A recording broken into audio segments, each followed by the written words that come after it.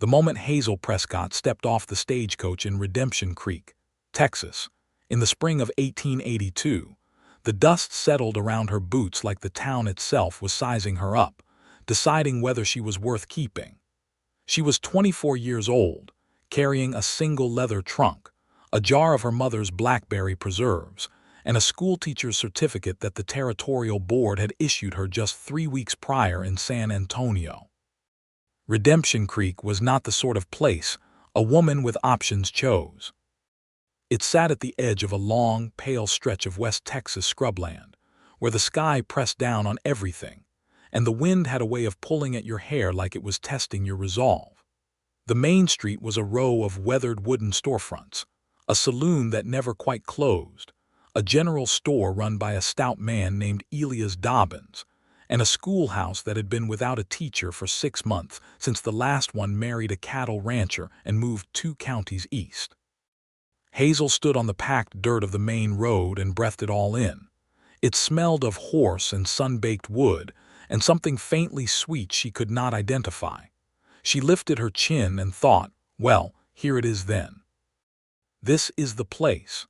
The man who noticed her first was not the sheriff, not the storekeeper who came out to watch the stagecoach unload, and not the preacher who stood on his porch every afternoon like he was expecting divine company.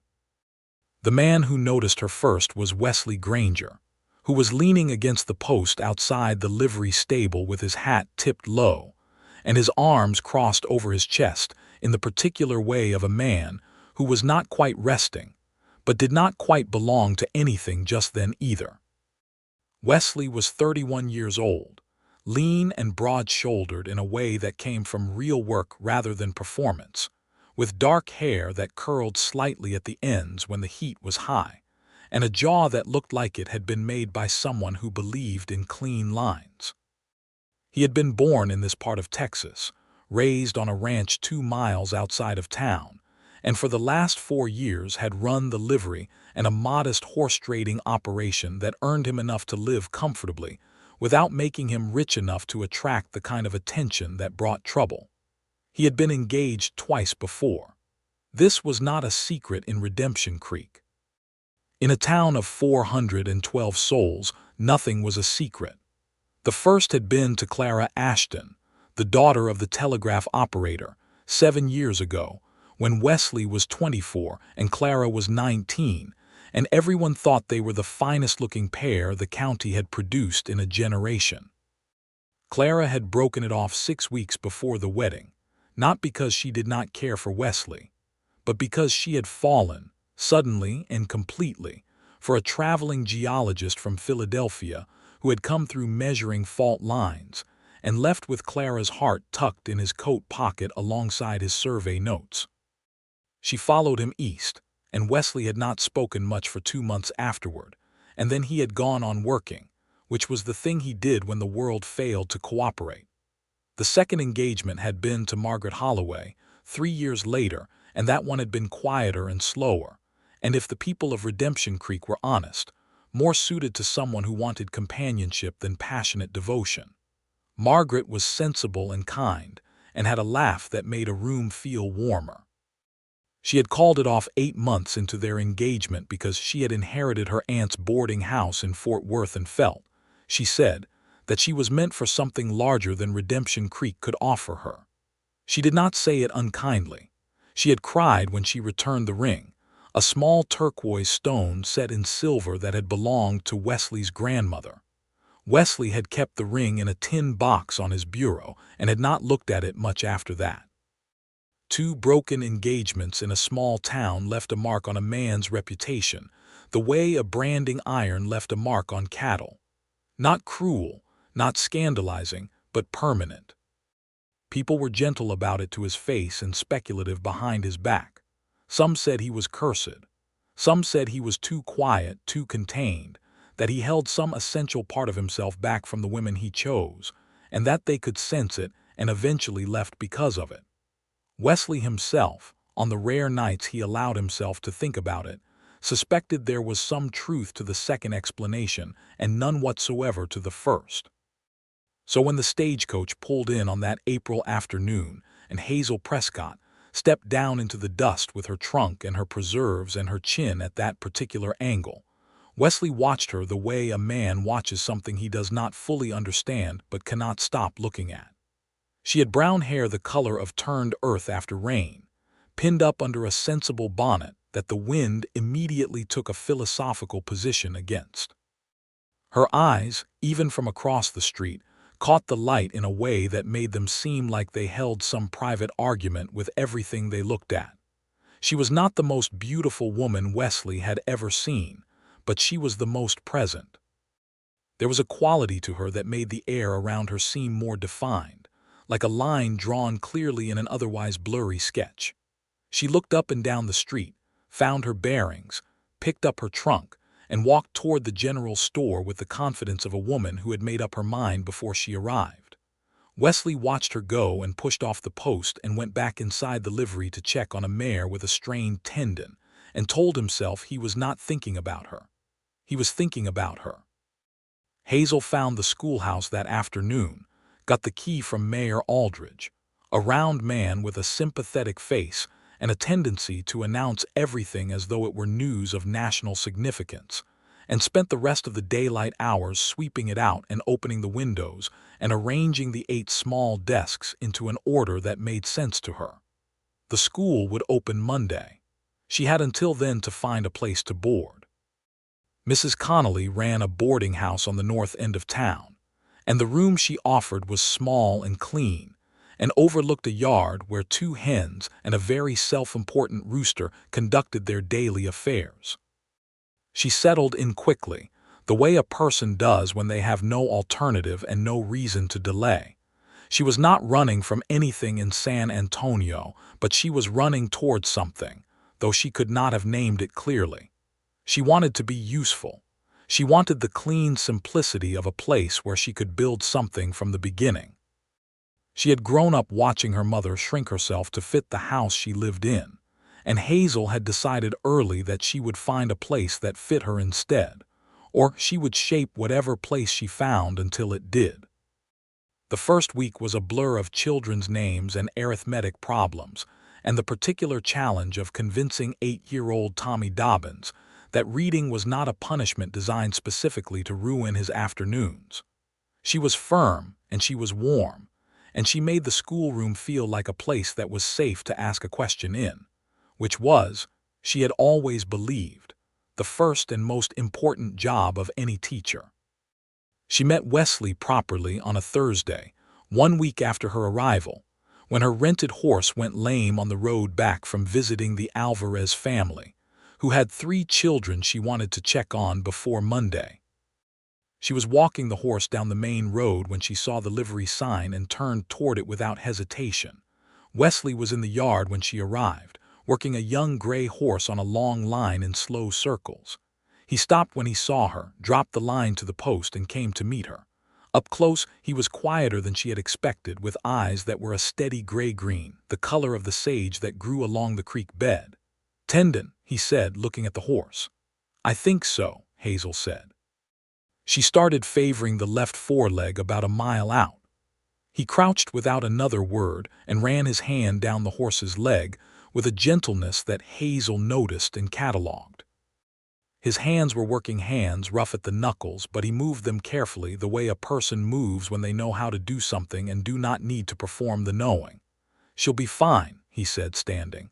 "She needs a few days off and some liniment. Who does she belong to? I rent her from Judge Harcourt's stable. I'll send word to Harcourt. You're the new school teacher." It was not a question. "Hazel Prescott," she said, and extended her hand. He shook it. His grip was firm but not performative. "Wesley Granger, I'll have someone walk the horse over to Harcourt's. Do you need a ride back to town?" "I can walk. It's not far." "It's 3/4 of a mile and the afternoon is getting warm." "I know how far it is," she said pleasantly, "and I know how warm it is." He looked at her for a moment, and then something shifted in his expression, not quite a smile, but in the neighborhood of one. "I didn't say you couldn't manage it." "Good," she said. "Then we understand each other." She walked back to town and he watched her go, and this time he did not tell himself he was not thinking about her. He just let himself think it. The second encounter happened on a Sunday, at church. which was a modest, whitewashed building where Reverend Falk delivered sermons with the conviction of a man who had seen enough of the world to believe that most people were doing their best, and that God probably agreed. Redemption Creek was a mixed congregation in the way that most Texas frontier towns were, with Anglo-ranching families sitting beside Mexican families who had been in this land for generations before any treaty drew a line through it. And the Reverend did not make a point of the seating arrangements, which Hazel appreciated immediately. She sat near the back because she was new and did not want to presume, and Wesley sat across the aisle 3 rows forward with his hat on his knee, and she could see the back of his neck and the way he listened, which was attentive in a way that suggested he actually meant to be there rather than simply appearing. After the service, Mrs. Connolly introduced them formally on the church steps, and Hazel saw a flicker of something cross Wesley's face when their eyes met again, a recognition that was more than just familiarity. Miss Prescott already found the livery on her own, Wesley told Mrs. Connolly, with a tone that was so carefully neutral it gave itself away. I did, Hazel agreed. A lame horse is a good introduction to a town. Mrs. Connolly beamed the way women of a certain age beam when they sense potential in the space between two people. Wesley knows everyone in Redemption Creek, she said, with a brightness that was not quite subtle. He's been here his whole life. Almost, Wesley said. I spent 2 years in Abilene in my 20s. What brought you back? Hazel asked, genuinely curious. He looked at her. This is where I belong. It was a simple answer, and she found it more interesting than a complicated one would have been. They began talking. Not courting, not initially, just the particular kind of talking that happens in small towns where the same people occupy the same spaces and find themselves in conversation because proximity makes it inevitable and something else makes it desirable. He came by the schoolhouse one afternoon to fix a window latch that Mrs. Connolly mentioned was sticking, and Hazel was there grading arithmetic papers, and they talked for 40 minutes about the difference between a horse bred for cattle work and a horse bred for distance riding, which was not a subject Hazel had strong opinions about but which she found surprisingly absorbing because of the way Wesley talked about it, the way he connected the animal's nature to the work's demands, the way he spoke about what a horse understood and what it needed. She found she wanted to know what he thought about things. This was unusual for her. She was not a woman who had spent much of her life wondering about the inner workings of men she had barely met. He came by the general store on a Saturday morning when she was buying thread and lamp oil, and they walked out at the same time and fell into step together naturally, moving down the street without either of them suggesting it.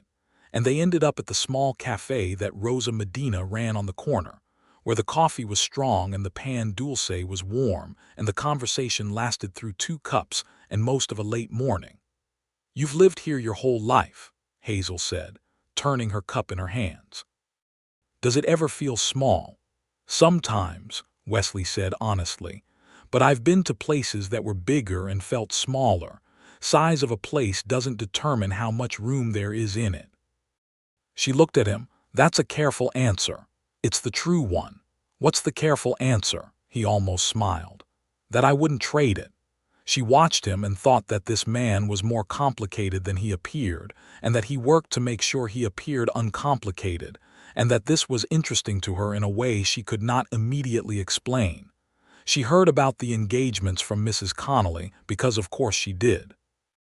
Mrs. Connolly delivered the information with the particular delicacy of someone who feels obligated to provide a warning, but hopes it will not be heeded. It was a Thursday evening in May, 3 weeks after Hazel had arrived, over supper and the remains of a very good bean stew. Wesley Granger is a fine man, Mrs. Connolly began, which was the sentence that told Hazel everything she needed to know about what was coming next. He seems to be, Hazel said and broke a piece of cornbread. He's been engaged twice. Has he? Clara Ashton went east with a geologist. Very unexpected. And then Margaret Holloway, who is now in Fort Worth running a boarding house. A fine woman, both of them fine women. Mrs. Connolly paused meaningfully. Both of them left. Hazel looked at her landlady with clear eyes. Both of them made choices that were right for them, she said. That doesn't tell me much about him. Mrs. Connolly looked slightly surprised and then pleased in the way of a woman who had been hoping for exactly that response. No, she agreed. I suppose it doesn't. Hazel thought about Wesley Granger that night, lying in her narrow boarding house bed with the sounds of Redemption Creek settling into the dark around her. She thought about a man who had offered his heart, or something close to it, twice, and had it returned each time, and who had gone on working and being present and living in the place he called his own without bitterness or withdrawal. She thought this said something about him that was worth knowing. She did not decide anything. She just thought, and then she slept, and in the morning she opened the schoolhouse and Tommy Dobbins arrived with a dead-horned lizard in his pocket and the question of whether it could be a science lesson, and the day went forward. It was June when things shifted between them in a way that was definite and acknowledged. The town was holding its midsummer social, which was the kind of event Redemption Creek took seriously because events were how small communities measured their own existence, proved to themselves that they were alive and connected and worth the effort. It was held in the open lot beside the church, with long tables and paper lanterns and a fiddle player named Old Pete who had 3 fingers on his left hand and could still play better than anyone in the county. Hazel wore her best dress, which was a deep blue wool chally that she had bought in San Antonio before she left, and she had let her hair down for the first time in public, pinned loosely at the back with 2 combs that had belonged to her grandmother. She was talking with Rosa Medina and Rosa's husband Domingo about the new water pump the town council had voted to install, when she felt Wesley across the yard in the particular way you feel someone whose presence you have learned without trying to. He was there with his friend and business partner Caleb Rourke, a sandy-haired Irishman who ran a small cattle operation, and talked with the warm, rolling enthusiasm of someone who found everything genuinely interesting. Caleb spotted Hazel first and nudged Wesley and said something, and Wesley looked across the yard and found her already looking at him, and for a moment they just looked at each other while the fiddle started up and the paper lantern swayed in the evening breeze. He crossed to her. He asked if she would like to dance. She said she would. He held out his hand and she took it, and they moved onto the cleared ground where other couples were already turning in slow circles, and she discovered that Wesley Granger danced the way he did most things, with a quiet competence that had nothing to prove. "You look different tonight," he said, and his voice was lower than usual, slightly careful. "Different from what?" she asked. "From how you usually look. Is it the hair?" "It's the whole of you," he said, and she felt the honesty of it like a hand pressed gently against her sternum. They danced 2 dances and then stood together at the edge of the yard with cups of lemonade and talked about nothing of great consequence, but talked the way people do when the talking is not really about the words, when the words are simply the agreed-upon vehicle for the fact that they want to be beside each other. Near the end of the evening, Caleb Rourke appeared and dragged Wesley off to settle a friendly argument about the price of horseflesh in a particular county, and Hazel stood alone for a moment, watching the lanterns, and found herself smiling at a shape she could not quite name. She was not a woman who confused attraction with something more durable, and she was not a woman who moved quickly without thought, but she was honest with herself, and she was honestly, quietly, beginning to want something she had not expected to find in Redemption Creek. Wesley asked her to take a ride with him on a Sunday afternoon in early July. He said he wanted to show her the creek that gave the town its name, because it was unusual and most people who lived there for years had never actually seen it. She said yes, and met him at the livery at 1 o'clock with her hat tied firmly against the wind.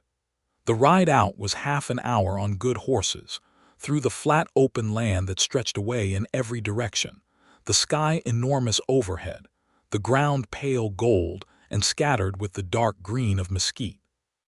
He knew the land the way you know something you have loved for a long time, pointing out a hawk's nest in a particular tree, a place where wild pronghorn had been grazing 3 days before, the ruins of an old stone structure that might have been a Spanish mission or might have been something else entirely, worn past certainty by time and weather. The creek, when they reached it, was not much to look at from a distance, but as they dismounted and walked down the gentle bank, Hazel saw what he meant.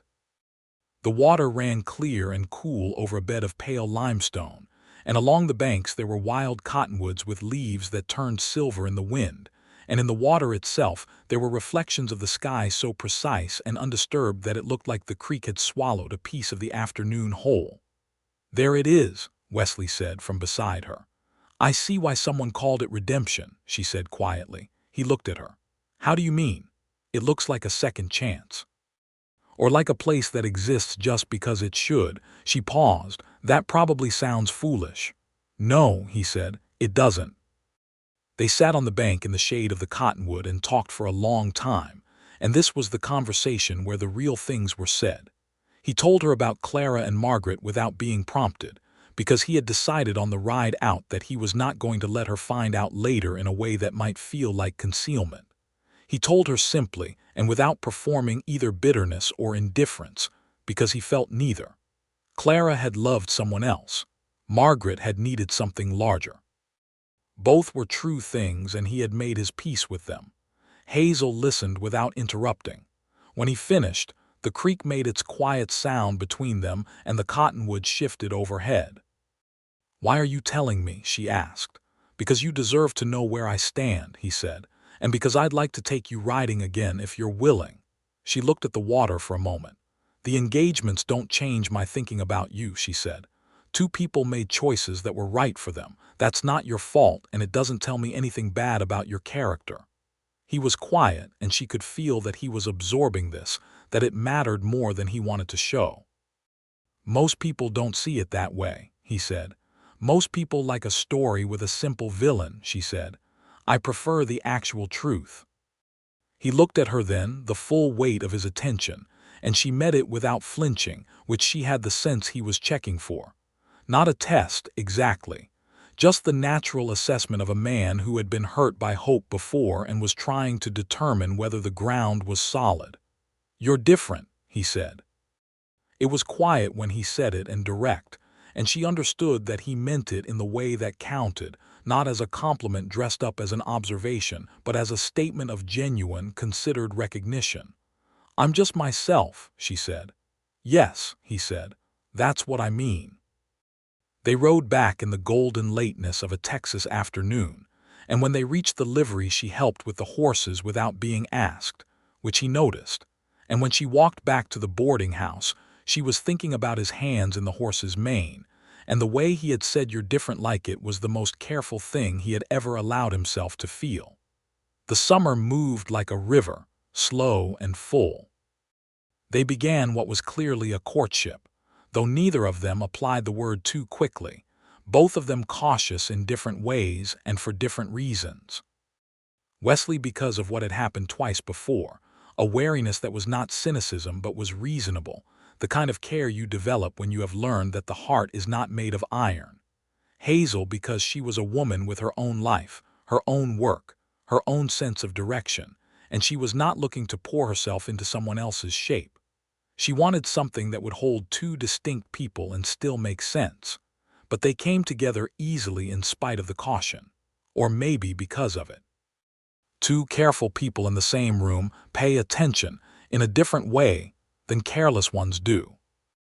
He brought her flowers once in mid-July, a bundle of Texas bluebonnets and black-eyed Susans he had cut from the field past the creek, tied with a piece of twine, and left them on the schoolhouse step with no note because he could not think of what the note should say and the flowers said it better.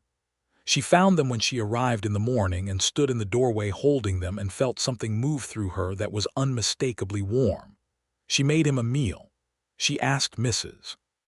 Connolly's permission and used the kitchen on a Saturday afternoon to cook a proper dinner, chicken stewed slow with onion and thyme and biscuits that she made from memory of her mother's recipe, and invited Wesley in a note delivered via Tommy Dobbins, who took his responsibilities as a messenger entirely too seriously, and demanded 2 penny candies for the service. Wesley arrived at exactly the time the note specified, with his hat in his hands and his hair combed, which she noticed because it was different from the way he usually looked, and because she liked both versions equally. They ate at the small table in Mrs. Connolly's dining room with Mrs. Connolly conspicuously visiting her neighbor for the whole of the evening, and they talked about books, which was a revelation. He read more than she had assumed, not novels, but history and natural science, and anything related to horses or land management or the mechanics of water systems, and he had opinions about what he read, real ones, not performed for her benefit. She told him about the books she loved and why, and he listened the way he did everything completely, and then asked questions that proved he had actually heard her. She realized over the course of that meal that she was not simply attracted to Wesley Granger. She was interested in him. The distinction felt important. In August, Caleb Rourke's cattle operation ran into trouble when a section of his fence broke and 24 head went missing, and Wesley spent 4 days helping Caleb track them down across some rough country south of town. When he came back, he was sunburned and dust-covered and visibly tired, and Hazel, who had been hearing updates from various townspeople with a concern she was not managing to fully disguise, was at the livery when he rode in. She did not make a performance of her relief. She just said, "Good, you're back. Are you hurt?"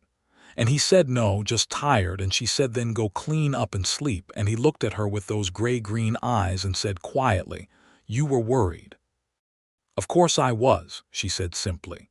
He looked at her for a long moment in the late afternoon light of the livery, with the dust still on him and the tiredness around his eyes, and he said, "Hazel."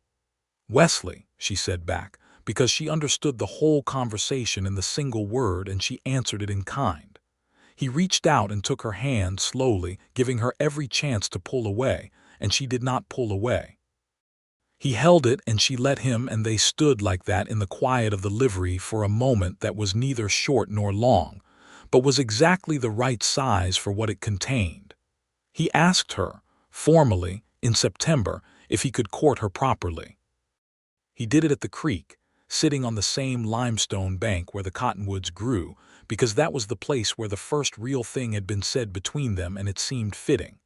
"I know my history is complicated," he said. "I know people in town will have something to say about it. I want to be honest with you about all of it. Clara left for someone she loved more. Margaret left for a life that fit her better. I don't think either of those things was about a flaw in me or in them. But I won't pretend the pattern doesn't exist or that it doesn't require me to be careful." Hazel watched the water. "And are you being careful with me?" "I'm being very careful with you," he said, and there was a weight to it that was not caution but rather the opposite, the weight of something being held responsibly. "I don't mind the history," she said. "I told you that before. 2 women made decisions that had nothing to do with your worth as a man. I've seen enough of the world to know that's true." "You said that then," he acknowledged, "and it meant something, it still does." "Then yes," she said, "you may court me, properly." He looked at her, and this time the almost smile became a real one, brief and warm and completely unguarded, and she thought that smile was perhaps the most honest thing she had seen in a long time. The formal courtship of Hazel Prescott and Wesley Granger was conducted in the way of the era and the place, with Sunday rides and Saturday evening visits and attendance together at community events. But it had underneath it the particular quality of 2 people who were actually learning each other rather than performing the learning.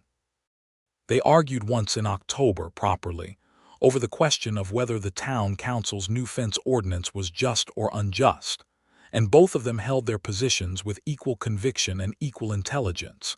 And when they arrived at an impasse, they agreed to disagree and went on, and the argument did not damage anything between them, but rather added to it, proved that they could disagree and still sit comfortably in the same space afterward.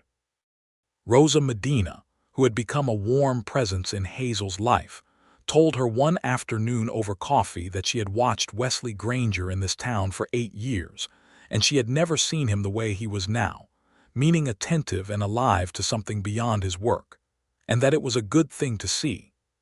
Hazel listened to this and said something modest in response, and walked home thinking about it with a fullness in her chest that she recognized. October brought a dry spell that worried the ranchers and a town meeting at which voices were raised about water rights and land use, and the gathering showed Hazel something about this community she had not fully seen before: its fault lines. The larger Anglo ranchers held most of the political weight in these meetings, and the Mexican families who had worked this land for generations, and who were, in many cases, more knowledgeable about its particular water systems and seasonal patterns, were talked over or deferred to only on points of direct technical need. Hazel watched this from her seat and felt the unfairness of it with the particular clarity of someone who had no vested interest in the power arrangement and could therefore see it plainly. After the meeting, she walked with Wesley and said what she had seen. He was quiet for a moment and then said, "You're right. It's been that way since I was a boy. I'm ashamed I've gotten used to it." "You could get unused to it," she said. He looked at her. "What do you suggest? Speak up at the next meeting. Domingo Medina knows more about the creek drainage than anyone in that room. Let people hear it." At the next town meeting, Wesley did exactly that. It was not dramatic. He simply said that Domingo Medina had something to say about the water issue and asked that the room listen. And then he stayed quiet and let Domingo speak. And because Wesley was respected in the community, and because he had made the opening with his credibility, the room did listen. It did not fix everything. Nothing fixes everything in one meeting. But something shifted slightly, and Domingo came to Wesley afterward and shook his hand with something in his eyes that was beyond gratitude. And Hazel, who had watched from her seat, said nothing but felt everything. November arrived with its particular West Texas character: cold nights and warm afternoons, and a golden light that made the scrubland look like it was being photographed for a painting. Hazel had been in Redemption Creek for 7 months, and it had become, without her quite deciding on the precise moment, home. The children knew her, and she knew them, and the schoolroom had a rhythm that felt alive. Mrs. Connolly had become something close to family. Rosa and Domingo were friends in the real sense, and Wesley was something that did not yet have a name between them, but that both of them understood clearly. He had the ring. He had not mentioned it. It had been in the tin box on his bureau for 3 years, his grandmother's turquoise stone in silver, and he took it out in early November and looked at it for a long time. He was not going to rush this. He was absolutely not going to rush this. But he held the ring and thought about Hazel Prescott's clear brown eyes, and the way she argued with intelligence, and the way she had said, "Of course I was," when he came back from the range. And he put the ring in his shirt pocket and took it out again and thought, "Not yet," and put it back in the box. Not yet, but soon. He took her to see a string of horses he had acquired in late November, 6 mares from a ranch north of Abilene that were well-bred and sound, and while they walked along the paddock fence looking at them, she said something that stopped him still. "I want to stay," she said, not to him specifically, exactly, but into the air between them. "I want to stay in Redemption Creek. I thought when I came here I would stay a year or 2 and then move on, but I don't think that anymore." He looked at the horses and then he looked at her. "What changed?" She looked at him directly, which she always did. "I think you know." "Say it," he said, not a demand, a request offered carefully. "You," she said, the life that's grown up here in 7 months that I did not expect." She paused. "You specifically, Wesley." He turned to face her fully. The wind moved the grass and the mares stood in the late afternoon light, their coats dark and warm-looking. "I love you," he said. It came out quieter than he intended and more certain, which was actually the right combination. Her eyes did not go wide or perform surprise because she had known it, had felt it building in the spaces between all the things they had said and done, but hearing it spoken still did something to her that was new and specific and not like anything she had felt before. "I love you too," she said, with the same quietness, the same certainty. "I didn't come to Texas looking for this." "Neither did I," he said.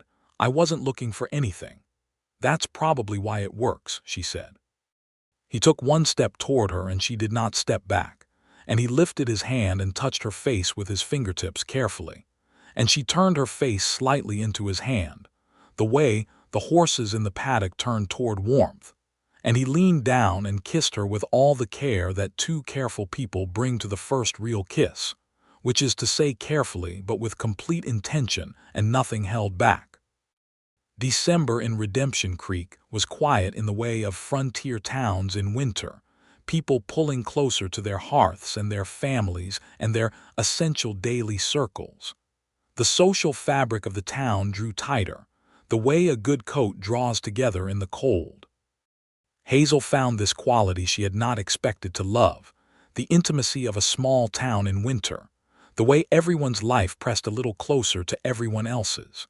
She and Wesley spent Christmas at the Medina house with Rosa and Domingo and their 3 children, Tomás and little Elena and the baby, Rosario, who had come into the world in October, and who looked at everything with the wide, undistracted gaze of a creature brand new to existence.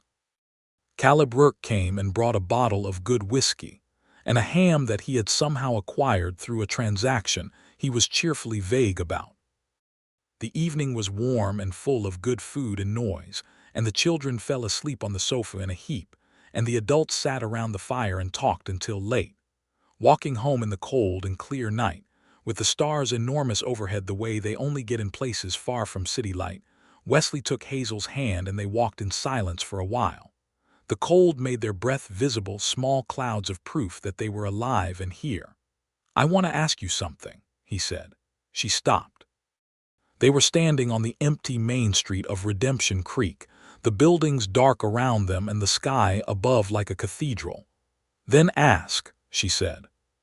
He reached into his coat and brought out the small tin box and opened it, and the turquoise ring sat in the lamplight from the single burning lantern on the post outside the saloon. It was a simple thing, the silver slightly worn from age, the stone a dark blue-green that looked like the creek on a clear day. "This was my grandmother's," he said. "I've held on to it through things I should not have held on to it through, but I kept it because I believed there was a right time for it and a right person." He looked at her. "I know I've been here before, twice, and I know that you know that, and I know you said it didn't change your thinking.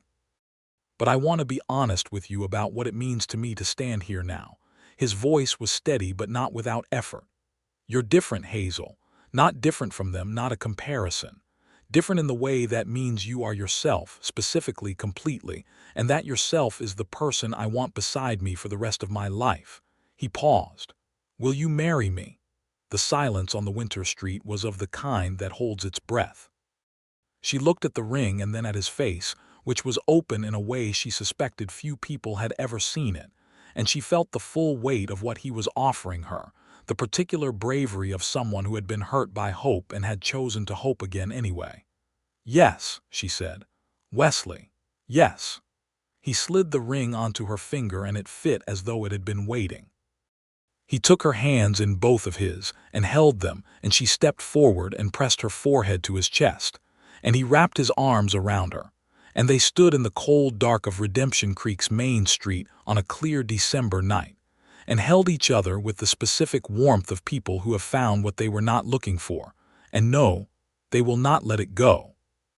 The news spread through Redemption Creek in the way that news spreads in small towns, which is to say immediately, and with various degrees of embellishment and universal celebration. Mrs. Connolly wept.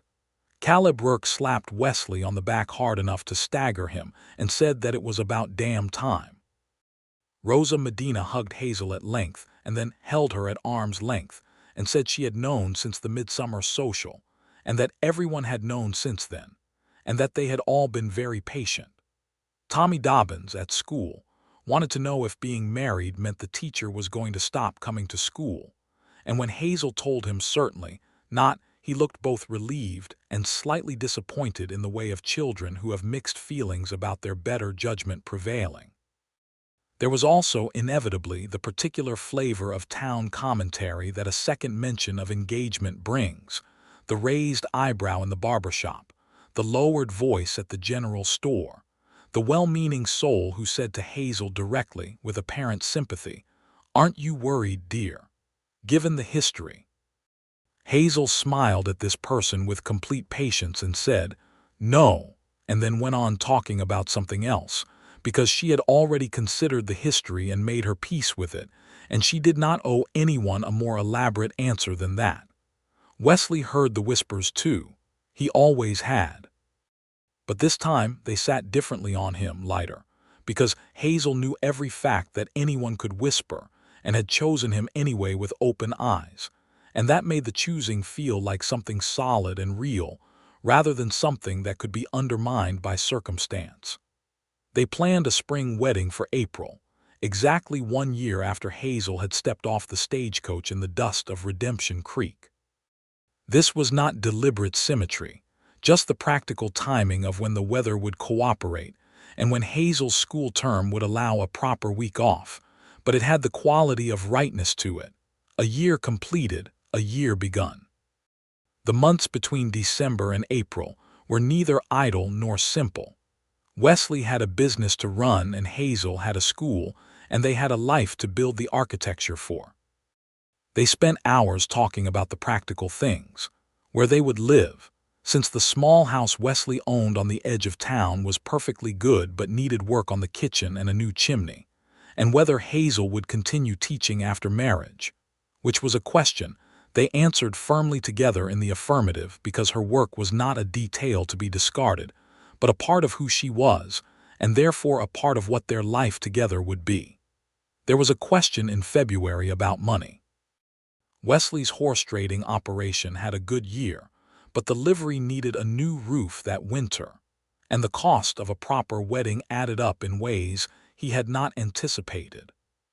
He told Hazel plainly, without apology but with the slight tension of a proud man acknowledging a limit, and she listened and then opened her desk drawer and put a small amount of her own savings on the table, not as charity, and she made this clear, but as a contribution to their shared life that was beginning now and not after the ceremony. "We are already building the same thing," she said firmly. "The ceremony doesn't change that." He looked at the money and then at her and took it, because she was right and because refusing it would have been a pride that served no one. In March, Clara Ashton's father, the telegraph operator, saw Wesley in the street and said, in a quietly sincere voice, that he had heard the news and was glad, truly glad, because Wesley was a good man and deserved happiness. Wesley shook his hand and meant it when he said thank you. The past was the past, and it stayed there, and the future was standing ahead of him in the form of April and blue sky, and the woman who met his eyes without flinching. He finished the kitchen work himself over 3 weekends in March, with Caleb helping and getting in the way in approximately equal measure, and Hazel came by one Sunday to see the progress, and she walked through the house that was becoming theirs with a serious and happy expression, and she stood in the kitchen that now had new plaster and a working shelf and said quietly, "This is ours," and he said yes. And she turned and kissed him there in the new kitchen with the smell of plaster and wood shavings and West Texas spring coming through the open window. April arrived. The morning of the wedding came with the kind of weather that feels like the land is making an effort, warm and clear with a wind that was gentle rather than insistent, the sky a blue that looked almost exaggerated, like someone had been given too much paint. Hazel dressed at Mrs. Connolly's with Rose's help, in a cream-colored dress she had made herself from fabric bought in San Antonio on a trip in February, a serious practical dress that was also beautiful in the way of things made with care. Her grandmother's combs in her hair, a small spray of bluebonnets Rosa had woven into a little arrangement. The turquoise ring on her finger, which had been there since December and which she had stopped noticing as a distinct thing and started noticing as simply part of her hand, the way the important things eventually integrate with the whole of you. She was not nervous in the way of women who are unsure of what they are doing. She was alert in the way of someone who knows that the thing in front of them is significant and does not want to miss a moment of it. Wesley stood in front of the church in his good black coat with Caleb beside him, and when the door opened and she came down the path toward him, he went very still in the way he went still when something mattered entirely. He watched her come, and his face was the open face she had seen in December under the winter stars, no guard in it, nothing withheld, and she walked toward it like she was walking toward a light she had been looking for in a long, long dark. Reverend Falk married them in a service that was sincere and not overly long, which both of them appreciated. The vows were the traditional ones of the time and place, love and honor and cherish, and both of them said them with a deliberateness that made the congregation feel the weight of the words rather than their familiarity. When Reverend Falk said Wesley could kiss his bride, Wesley took Hazel's face in his hands and kissed her with a thoroughness that made Caleb Rourke say a quiet, delighted word under his breath that Reverend Falk chose to ignore. The celebration afterward was exactly the kind that Redemption Creek did best.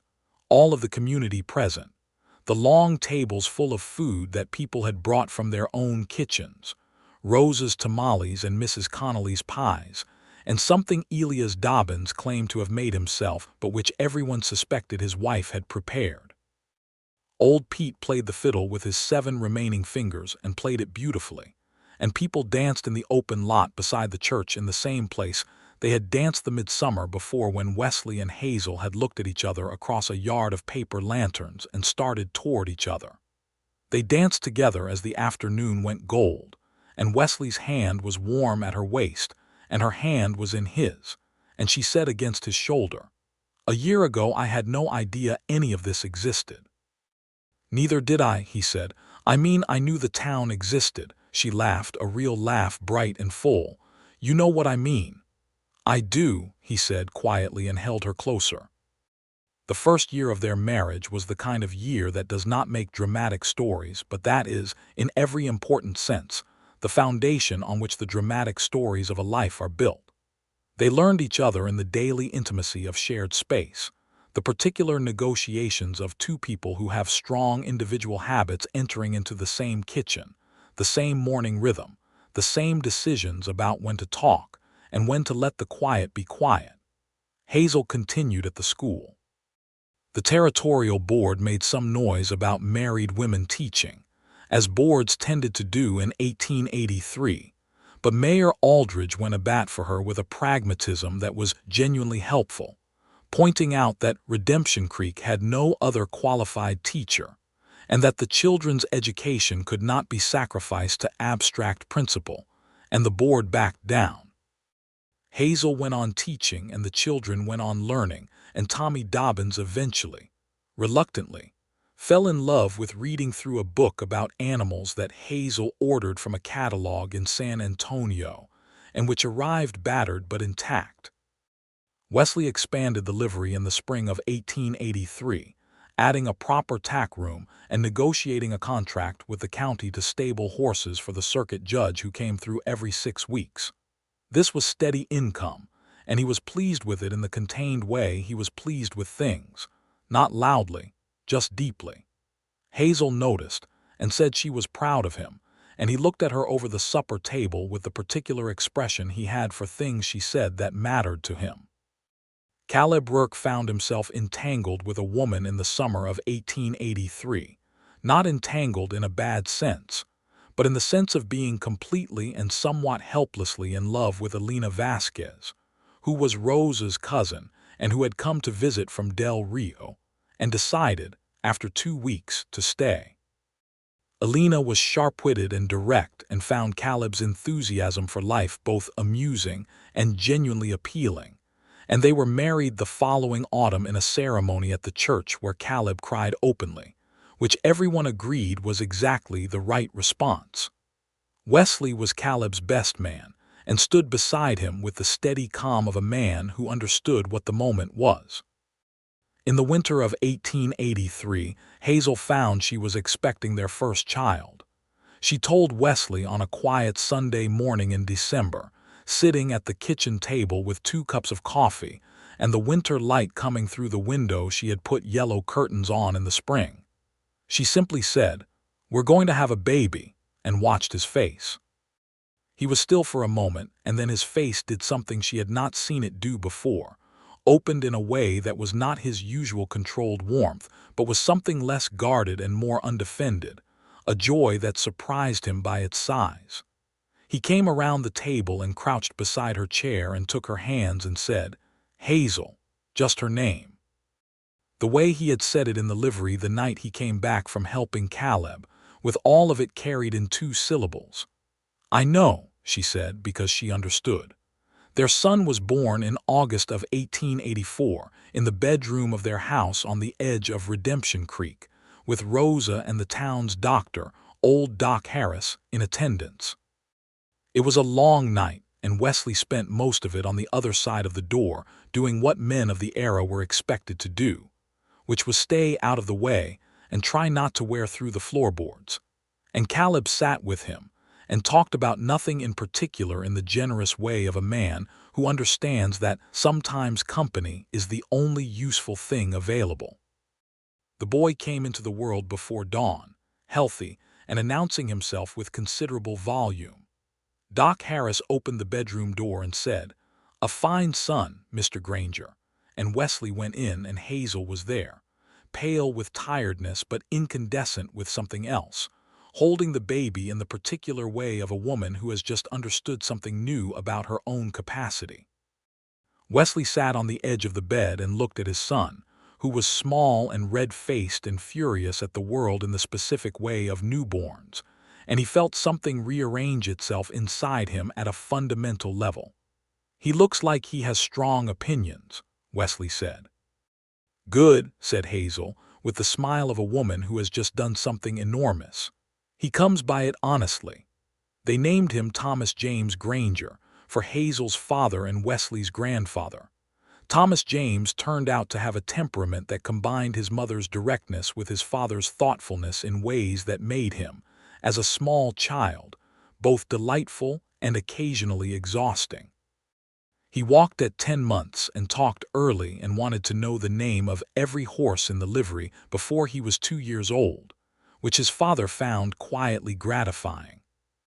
Life in Redemption Creek continued to move in the way of frontier life, forward and sideways and occasionally backward, but generally with the momentum of a community that was growing rather than declining. New families came. A small bank opened. The school expanded when the children's population grew enough to require 2 rooms, and Hazel hired a young woman from Fort Worth named Addie to teach the younger children while she took the older ones, and this worked well. The town council had more balanced voices in it by 1885, partly because of the small shift that had happened at the water meeting 2 years earlier, partly because of other small accumulated shifts in who got to speak and who got listened to. Wesley and Hazel's house grew with them. He added a bedroom when Thomas James arrived and another sitting room the following year when it became clear that their house was a gathering place, the kind of home people come to because it has the quality of being genuinely welcoming, not performed hospitality but the real kind. In the spring of 1886, Hazel was expecting again. Thomas James, who was not quite 2, had no idea what was coming and continued to govern the household with the benevolent autocracy of a toddler who has no competition. Wesley built a new cradle in the evenings, working by lamplight, and Hazel read to him while he worked, and the sound of the plane on the wood mixed with her voice reading from a novel she had ordered from San Antonio. And this was a kind of life that Wesley had not known how to picture himself living, and that he was now unable to imagine being without. Their daughter was born in the autumn of 1886, a girl with Hazel's brown eyes and Wesley's dark hair, who arrived in the world at mid-morning with considerably less drama than her brother, and who looked around the room immediately afterward with an expression of curious assessment that was entirely her mother's. They named her Margaret Clara. The 2 names together had a significance both of them understood and neither of them stated overtly, because it was not a statement but a gesture, a kindness toward 2 women who had been part of Wesley's past and who were therefore part of the story that had led here, to this room, to this child, to this life. Hazel had suggested it, and Wesley had looked at her for a long time and then said yes, with a fullness in the word that said everything. Thomas James was deeply uncertain about the arrival of Margaret Clara for approximately 6 weeks, during which time he expressed his uncertainty through a variety of creative behaviors that both his parents found trying and slightly impressive. By the time the 6 weeks were through, he had discovered that his sister was something to be protective of and interested in rather than competed with, and from that point forward, he was her champion in the specific and sometimes aggressive way of an older brother who has made a decision. The years ran forward with the particular quality of a life that is full rather than eventful, meaning that the texture of each day was rich and specific, even if the major events were spaced out across seasons and years, rather than clustered for dramatic effect. Wesley's business grew steadily. He had a reputation in the region now as a man who could be trusted with horses and with his word, and these two things together were sufficient to build a good life on in West Texas in the 1880s.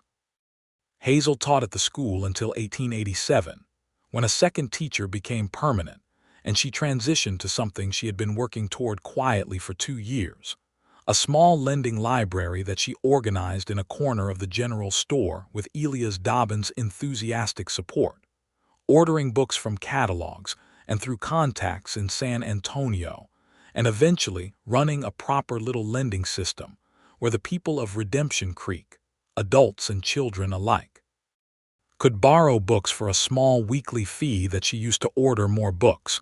It was not a grand institution. It was the right size for where she was and what was needed. Mrs. Connolly passed away in the spring of 1888, quietly in her own bed at 72 years old, having expressed complete satisfaction with the state of things and a particular pride in the fact that the boarding house was leaving to her niece, a competent woman from Austin who arrived within the week and kept it running with very little disruption. The whole town mourned. Hazel and Wesley stood at the graveside in the April wind, and Wesley held her hand and she held his, and the grief was clean and real and appropriate. Thomas James started school in the autumn of 1888, which struck both his parents as simultaneously impossible and inevitable, as the arrival of one's firstborn child at school always strikes parents, regardless of the era. He took to it with the confidence of a boy who had grown up in a house full of books and a mother who believed in learning, and he was reading properly by Christmas, which he announced with the satisfaction of someone who has mastered something genuinely worth mastering. Caleb and Alina had 2 children by 1888, a boy named Patrick and a girl named Catalina, and the 2 families spent a good portion of their social lives intertwined. Sunday meals and summer picnics by the creek, and the particular easy comfort of friends who know you well enough that the company requires no performance. In the summer of 1889, a young man came to Redemption Creek and caused a brief stir. He was from the East, a lawyer, come to settle some land dispute that had been quietly festering for years between 2 ranching families, and he was the kind of young man who entered a room as though he expected it to adjust itself for him. He had dealings at the livery and spoke to Wesley with the slight condescension of a man from a city who cannot quite conceal his opinion of men who work with their hands. Wesley was entirely untroubled by this, because he was 39 years old and had long since stopped requiring the approval of men who confused the ability to wear good shoes with the possession of actual worth. He dealt with the lawyer efficiently and without warmth and sent him on his way, and that evening at supper told Hazel about it with the mild amusement of a man who finds the world's varieties of human vanity quietly entertaining. Hazel said, "What did you do?" "Charged him full price," Wesley said, and she laughed, properly laughed, and Thomas James, who was 5, wanted to know what was funny, And Wesley looked at Hazel over their son's head with the warm, quiet look that she had cataloged so many times over 7 years that it was fully familiar and still never became ordinary. The land dispute the lawyer had come to settle had a longer tale than anyone expected. It turned out to involve a section of land that bordered the creek, and that affected the water access of 3 Mexican families who had been farming it for years without formal title, because the formal title system of the territory had been, for much of its history, arranged primarily for the convenience of Anglo settlers with capital and lawyers. This was the kind of injustice that existed in plain sight and was simply accepted as the arrangement of things by people who benefited from it, and was quietly endured by people who did not. Wesley had been watching this particular situation for 2 years. In the autumn of 1889, he went to a lawyer in a town 30 miles east, a man named Hargrove who had a reputation for taking cases that were legally complicated and morally clear, and spent a day explaining the situation and providing what documentation he had been quietly gathering, including copies of original Spanish land grants that Domingo Medina had kept, careful and complete, in a box under his bed for 15 years because he knew someday they would matter. The case took a year. It was not dramatic, as legal processes rarely are, but it was steady and ultimately effective. And in the autumn of 1890, the 3 families received formal title to the land they had worked, and the creek access was designated shared community water, which was how it should have been in the first place. Domingo Medina shook Wesley's hand and could not quite speak for a moment, and Wesley said simply, "It was always yours," and this was the truth. Hazel heard the outcome at the end of a school day when Wesley came by and told her, and she stood in the empty schoolroom and held his face in her hands and kissed him with a completeness that had in it all of the things she felt about who he was and had become over the years of their life together. The 1890s arrived with the quality of a new period, not dramatically different from what had come before, but with a sense of maturation. The frontier was becoming less frontier, the wildness of the territory being slowly domesticated into something that had more roads and more telegraph lines and more Eastern newspapers, and less of the particular untamed quality that had characterized Redemption Creek when Hazel had first stepped off the stagecoach in 1882. Wesley turned 40 in 1891, and Hazel turned 33, and Thomas James turned 7, and Margaret Clara turned 5. And the Granger house on the edge of Redemption Creek was a warm and busy place full of children's voices and horse talk and books, and the particular smell of good cooking and wood smoke that constitutes home in its most essential form.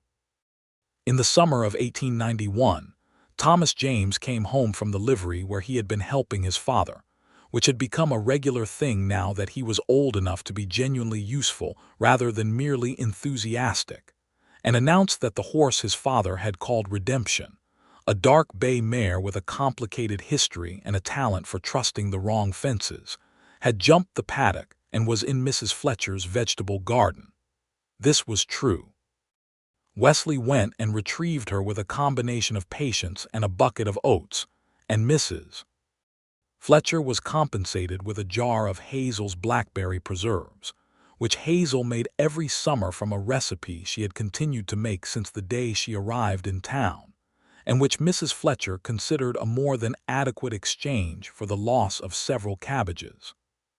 Margaret Clara, at 5, had the quality of a person who was going to ask questions until she had satisfactory answers, or until the person being asked gave up and sat down, and she applied this quality to every aspect of the universe that presented itself to her, including but not limited to why horses had 4 legs and not 6, whether frogs had feelings, what death meant exactly and was it like sleeping, why her father's hat was brown and not blue, and what the word that the man at the general store had said when he dropped the sack of flour meant, and whether she could use it. Hazel answered all of these questions with the patience of a woman who had been a schoolteacher for years, and who found genuine questions genuinely interesting, even when the questions were at 7 in the morning before coffee, and the answer required a longer explanation than the question seemed to merit. Wesley answered the last question by saying that the word the man had used was not one for young ladies or young men, and Margaret Clara accepted this with the expression of someone who was filing the information away for later, which was not entirely reassuring. The autumn of 1892 brought a change that Hazel had not anticipated. A letter arrived from a teacher's college in Austin, one she had never written to, and within it was an invitation to submit an application for a teaching position at a new school for women that the college was establishing, a position that would involve training the next generation of teachers for the territory's expanding needs. Someone in San Antonio, she eventually determined, had written a recommendation for her without informing her, which was the kind of thing Rosa Medina absolutely would do. She sat with the letter for 3 days before she showed it to Wesley. Not because she was hiding it, but because she needed to understand what she actually felt about it before she spoke it aloud. When she did show it to him, he read it carefully and then put it down on the table and looked at it for a moment and then looked at her. "What do you want?" he asked. "Not what are we going to do, or what about the children, or what about this life we have built. Just what do you want?" "I want to know if you could consider it," she said. "Austin." "I've considered it," he said, because he had already been thinking about it the moment he read the first paragraph. "Caleb could run the livery. He has the sense for it, and he's been here long enough. I could find buyers for the horse operation or continue it from Austin with regular travel. There are people in Austin who need good horses." He paused. "I could do it if you want this." She looked at him. "The library," she said, "the school, the town. Those are real things," he agreed. "But you are also a real thing. What you are capable of is a real thing. And there are children in Austin who need what you know how to give." She made the decision over 2 weeks of honest conversation with Wesley and with herself, and she turned the letter's offer down. Not because Austin was wrong, but because Redemption Creek was right, and because the library was growing and the school needed her institutional memory, and because she was 34 years old and had found the place that fit her, and she had no desire to leave it, even for something flattering. She wrote back to Austin and explained this, and suggested 3 women she knew who were qualified for the position and who did not have the roots she had, and felt, when she sent the letter, the clean satisfaction of a decision made from clarity rather than obligation. She told Wesley that evening, and he listened and then said, "Are you sure?" "Yes," she said. "I know what I want." "I knew when I showed you the letter." "Then why show me?" "Because your opinion matters to me," she said, "and because I wanted you to know that I chose this. I'm not staying because I don't have options. I'm staying because this is where I want to be."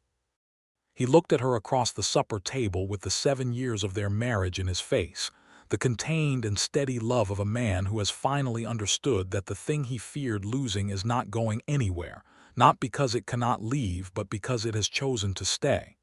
"I know the difference," he said. "You've always made sure of that." She smiled at him. "Good," she said. "I intend to keep making sure." Thomas James, at 8, was going through a period of interest in the Apache culture that had been such a significant part of the region's history, and was still present in various ways in the territory, even as the official policy of the government had been brutal in its displacement of native people from their ancestral lands. The boy came home one day from school with questions that neither of his parents found simple to answer, about why the people who had been here first were not here anymore in the same way, and whether that was right. Hazel and Wesley sat him down and told him as much of the truth as a child could hold without being overwhelmed, which was enough truth to understand that wrong things had been done, and that understanding that was the beginning of not continuing them, and that a person's obligation to justice was not diminished by the fact that they did not personally commit the injustice. Thomas James absorbed this with the seriousness of a boy who was going to carry the question with him for a long time, which was exactly the right response. Margaret Clara, overhearing this conversation, said that she thought it was not fair, and everyone agreed that she was correct. The years continued their forward movement, rich with the accumulated texture of a life fully inhabited. Wesley's hair went gray at the temples in 1893, which Hazel told him looked distinguished, and he said he had not been concerned either way, which she believed because it was true. She found 2 gray hairs of her own that same year and pulled them out and then thought better of it and left the next ones, because they were part of the thing, part of the life that showed itself on the body, and she had never been a woman who thought the evidence of a life lived was something to conceal. In 1894, Caleb and Alina Rourke moved their cattle operation to a larger property 12 miles east of town, and this was the natural geography of life in the territory, things moving and growing and taking the shape that fit them. But it meant that Caleb was less immediately present in Wesley's daily world, and this was a loss that both men acknowledged, and that they addressed by making the 12 miles irrelevant through consistent intention. Riding out to each other's places regularly, and maintaining the friendship with the deliberate effort that adult friendships require when circumstance removes the easy proximity. Thomas James started helping with the horse trading in a real way in 1895 at age 11, and it became clear very early that he had a gift for it, specifically for reading horses, for knowing in the way his father knew which animal had potential and which had already found its ceiling, and for the particular patience required to bring a difficult horse along without breaking what made it interesting. Wesley watched his son with the horses and felt something in him that was beyond pride, a kind of completion, the sense of something being passed forward, not as inheritance but as continuation. Margaret Clara, meanwhile, had decided at 9 years old that she was going to be a doctor, a decision she announced at supper with the finality of someone who has already thought it through and is simply informing the household of a fact. Wesley and Hazel received this without irony or hedging, because they were her parents and they knew that the proper response to a child who announces a serious intention is to take it seriously. They said, "Very well, and what do you need to read, and what do you want to know?" Doc Harris, who was very old by 1895 and aware of it, agreed to let Margaret Clara come to his office on Saturday afternoons and ask questions, because she was going to ask them anyway, and it was better they be answered by someone who knew the answers. He called her Miss Granger in a way that was not condescending but actually respectful, and she called him Doc Harris, and once, memorably, correctly identified the cause of an ailment in one of his horses before he did, which he acknowledged with the fairness of a man who knows what matters and what does not. The turn of the century approached, and the world around Redemption Creek was changing faster than the town itself. More roads. The railroad had come through 20 miles south in 1888, and while it had not run directly through the town, it had changed the nature of what could be shipped and received, and the livery business had adapted accordingly. The horse trading operation remained strong because horses were still the essential unit of local transportation and would be for years yet, and Wesley had made enough good decisions over the years that the operation was sound. In the summer of 1899, Hazel turned 41 years old and Wesley threw her a surprise gathering at the house that was the worst-kept secret in Redemption Creek, because every person he told to keep it quiet had told one other person in confidence, and by the day of the party everyone in town knew except Hazel, who came home from the library to find their house full of light and people and Rose's tamales and Old Pete's music. Old Pete being now genuinely old, but still playing with 7 fingers, and more feeling than anyone younger could manage. She stood in the doorway of her own house and looked at the room full of the people who made up her life, Rosa and Domingo and their grown children, Caleb and Alina and their family, the families of her former students who were mostly grown now, the new neighbors whose children Thomas James knew, the whole interconnected web of a community that had become hers over 17 years, and she felt a fullness that was beyond what language could exactly contain. Wesley came to stand beside her and took her hand. "Surprise," he said, with the quiet warmth that had always been his particular quality. "You told everyone in town," she said. "I did not tell everyone. I told 12 people in strict confidence." "That's everyone in town," she said. He smiled, the real one, the unguarded one. "Happy birthday, Hazel." She turned to look at him, her husband of 17 years, gray at his temples and still broad-shouldered and still the man whose hands she had first noticed in the livery with a lame horse. And she felt for him what she had always felt, which was not the early bright burning of new love but something larger and more sustaining. The kind of love that knows all the ordinary and difficult parts of a person and chooses them still, every day, without ceremony and without needing any. "I love you," she said simply, the way she said it most often, which was quietly and without preamble as a statement of continuous fact. "I love you," he said back the same way.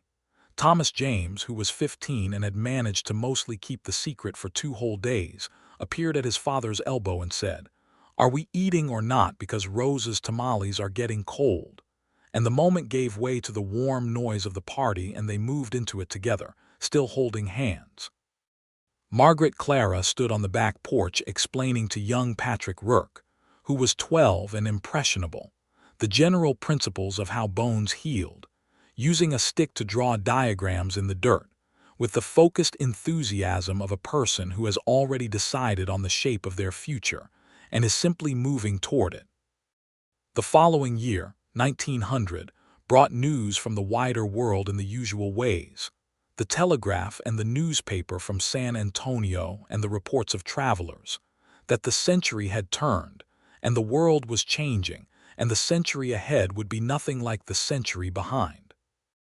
Hazel read about it in the newspaper over breakfast, and Wesley listened to her read and drank his coffee, and looked out the kitchen window at the pale morning sky over the West Texas scrubland.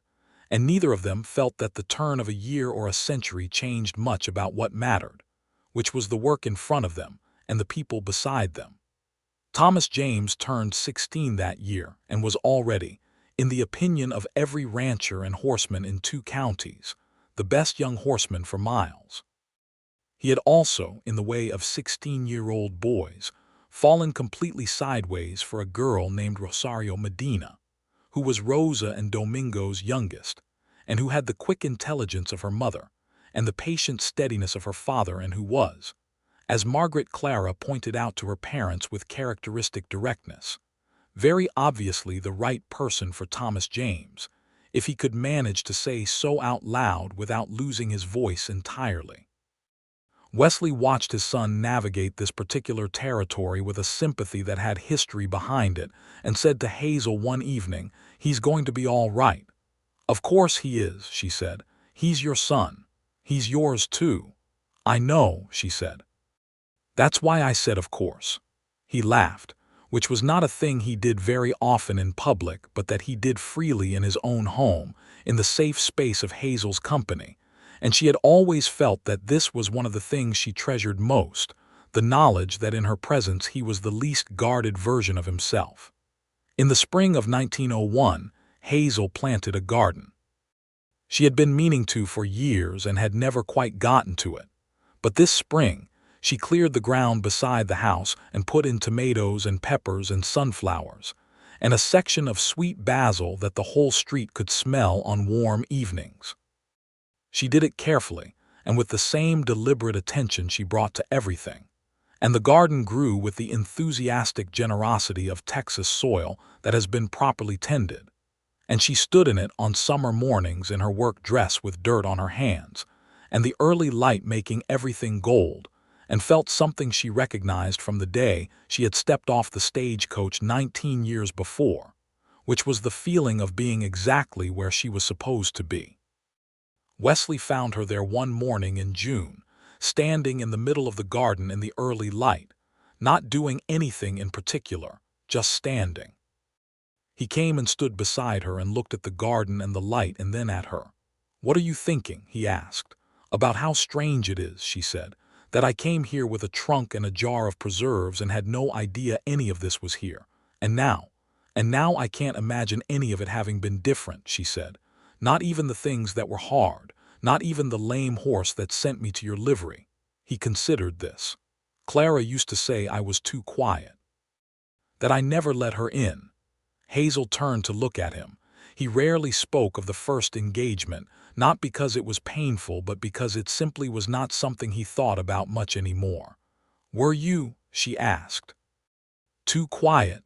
I think I was waiting for someone I could be quiet around without them needing me to be something else, he said. I didn't know that was what I was waiting for. She looked at him for a long time in the morning light of their garden.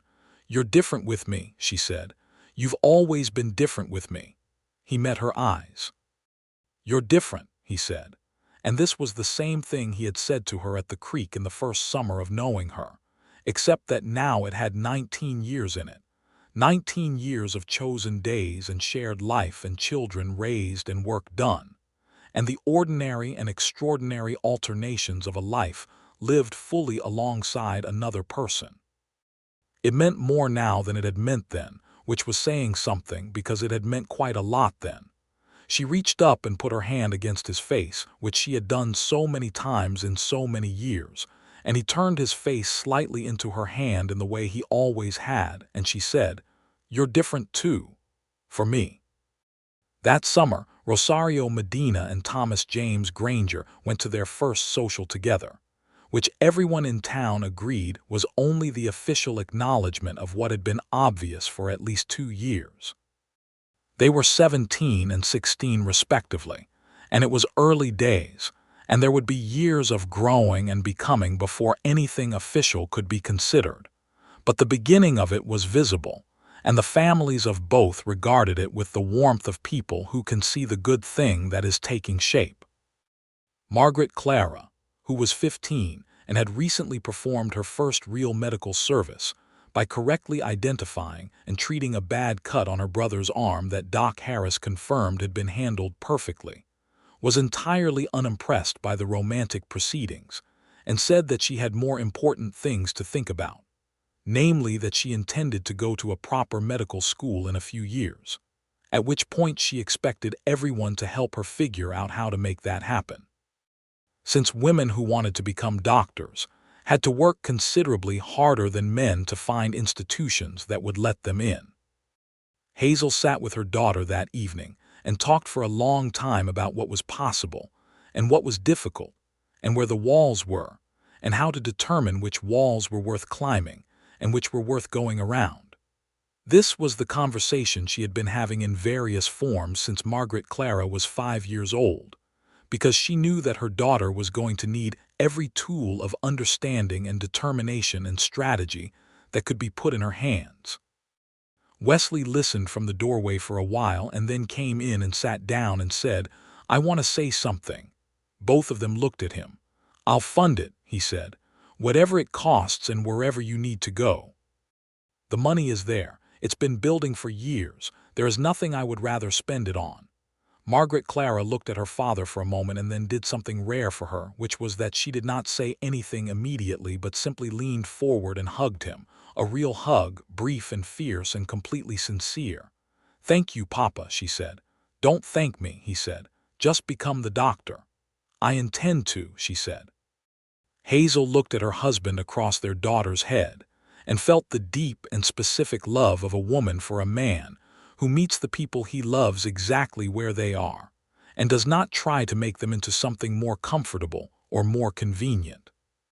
By the time the century's first decade was well underway, Redemption Creek was a different town from the one Hazel had arrived in, larger and more connected to the wider world, with better roads and a telegraph office that had more traffic and a school that had grown into a proper building with 3 rooms and 4 teachers, and a lending library that had moved from the corner of the general store to its own small building that the town had built specifically for it, which had been the project of a town meeting in 1903 that Wesley had proposed, and everyone had voted for unanimously, including Elias Dobbins, who was sentimental about the library because it had started in his store and he felt a proprietary affection for it.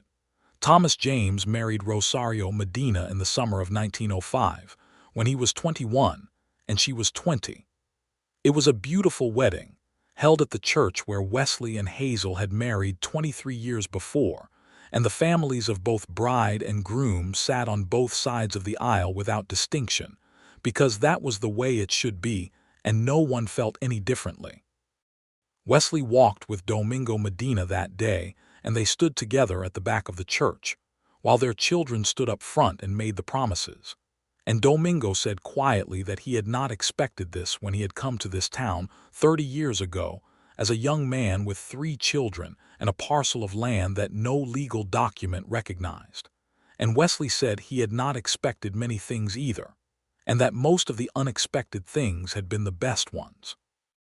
Hazel sat in the front row and watched her son marry his person, and felt the accumulation of everything that had led to this moment. The stagecoach, and the lame horse, and the bluebonnets, and December under the winter stars, and the kitchen with the plaster smell and Thomas James arriving furious at dawn, and the years and years of the ordinary and irreplaceable work of loving a life well. Margaret Clara sat beside her mother in a dress she had chosen with characteristic practicality, looking at the ceremony with an expression that was warm but also slightly calculating, which was her natural expression when observing anything, because she processed the world analytically even when she felt it deeply. She left for the University of Michigan in the autumn of 1906, because Michigan was one of the few institutions in the country that admitted women to its medical school, and had been doing so since 1870, which Hazel had researched with great thoroughness. Wesley took her to the train in a town 20 miles south that had a proper station, and Hazel came too, and the 3 of them stood on the platform in the early morning with the train waiting and its steam rising white in the cool air. And Margaret Clara hugged her mother for a long time and then her father for a long time and said that she would write every week, and she meant it, and she did. The house was quieter without her. Thomas James and Rosario were settled on the edge of Wesley's property in a house that had been built for them, and were already expecting their first child. So the house was not without family, but the particular quality of Margaret Clara's presence, her questions and her certainty, and her habit of appearing in doorways with her latest medical text to read aloud a passage she found remarkable, that was missing, and its absence was an acknowledgment of something precious having moved on to where it was needed. Wesley and Hazel were 55 and 48 respectively in 1906, and they were still very much themselves. He still the contained and steady man who knew what mattered and worked toward it. She still the woman with the clear eyes and the direct manner, and the particular quality of presence that had stopped him in his tracks on a dusty April afternoon 24 years before. The differences that time made were the honest ones, the gray hair and the lines and the bodies that required slightly more rest than they once had, and neither of them found these things distressing because they were the evidence of a life that had actually happened. Thomas James and Rosario's son was born in the spring of 1907, healthy and large, and looking thoroughly satisfied with the situation from the first moment. They named him Wesley James, which the elder Wesley accepted with a combination of genuine emotion and practical concern that he was going to have to differentiate himself somehow, which Rosario solved immediately by saying they would call the baby Will, which was a reasonable middle ground and which stuck. Hazel held the baby in the bedroom of the house on the edge of the property and looked at this new generation and felt the continuation of something that was larger than herself, the thread that goes forward through the generations and does not break because the people who carry it choose to hold it. Wesley came and sat beside her on the bed and looked at his grandson in his wife's arms and was simply, quietly, completely full of something that the language he had available to him could not quite contain. So he put his arm around Hazel's shoulders, and she leaned into him, and they sat together with the baby between them and the West Texas spring, coming through the open window, and the smell of the land that was theirs in every way that mattered. Margaret Clara wrote from Michigan with the regularity she had promised, and with the particular quality of someone who had found the exact right thing for themselves. The kind of happiness that comes not from ease, but from alignment between what you are and what you are doing. She was excellent at the work. Her professors said so in the way that professors sometimes said things to parents in those years. And she was pushing against the particular limits that were placed on women in medical training, with the determined patience of a person who knows how to identify which walls are worth climbing.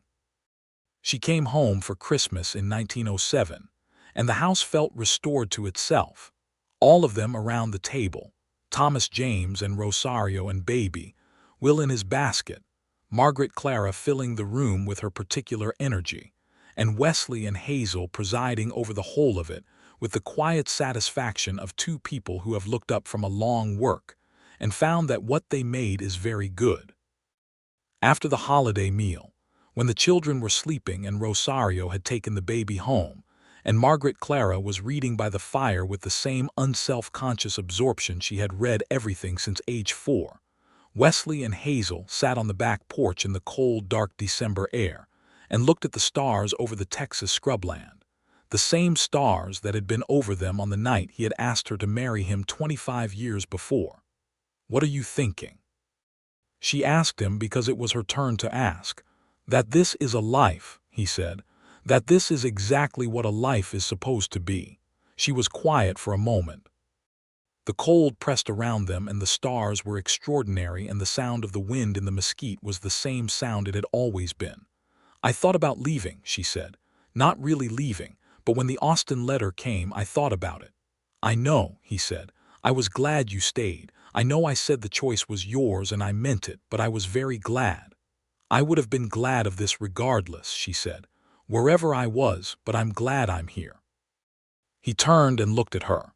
His wife of 25 years, Hazel Prescott, who had become Hazel Granger on an April day with bluebonnets and fiddle music, and a turquoise ring that had waited for the right person, and who was still the most present person he had ever been in a room with, still the person who met his eyes without flinching, still the person whose opinion mattered to him more than any other, still the person who had said she did not mind the history and had meant it, who had looked at him without the story other people told about him and seen only him specifically and entirely and had chosen accordingly. "Hazel," he said. "Wesley," she said back with the same completeness. He reached over and took her hand in the dark, and she laced her fingers through his, and they sat like that in the cold December night of Redemption Creek, Texas, in the year 1907, with the century and the stars and the wind and the whole of the life they had made together surrounding them, and it was enough. It was more than enough. It was the particular and irreplaceable fullness of two people who found each other when neither was looking and built something that lasted, through the ordinary days and the difficult ones and the beautiful ones, through the history that others carried about them and the truth that they knew for themselves, through the years and the changes and the children and the work and the grief and the joy, through all of it together, in the place they had both chosen to call their own. The wind moved through the mesquite, and the stars held their positions, and Wesley Granger held his wife's hand in the dark and she held his, and Redemption Creek settled into the quiet of a December night, and everything was, at last and thoroughly and completely, exactly as it should be.